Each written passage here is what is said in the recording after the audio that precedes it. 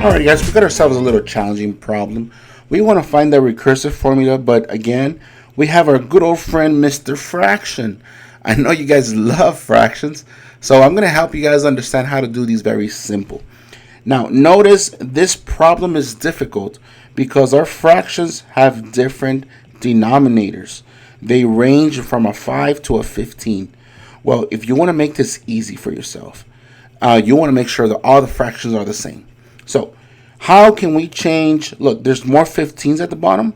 Let's keep the bigger number there because it's easier to change the smaller number to a bigger number. So, the 3 over 5, how do we make that into a 15? Well, what do we multiply the 5 to make it into a 15? Yeah, multiply by a 3. And what we do at the bottom of a fraction, we do it at the top. So this fraction actually turns into a 9 over 15. I'm going to go ahead and erase this so you can see it better. Let's do the same thing over here. Times 3, same thing, times 3. So this is going to turn into a negative 6 over 15. You see what I'm doing? So I'm going to erase this, and I'm just going to drag this guy right there. I'm going to drag this guy as well right there. So now, I don't know if it's clear, but now you see how the 15s are now the same. So now all you can do is focus on the top. So from the 9 to the 4, from the 4 to the negative 1, the negative 1 to the negative 6, the negative 6 to the negative 11.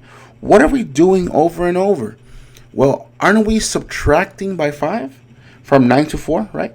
So that'll be a plus a negative 5. And what's my first term? Again, my first term is always the first one. However, we did not have a 9 over 15. What was the number we originally had? 3 over 5. Oops.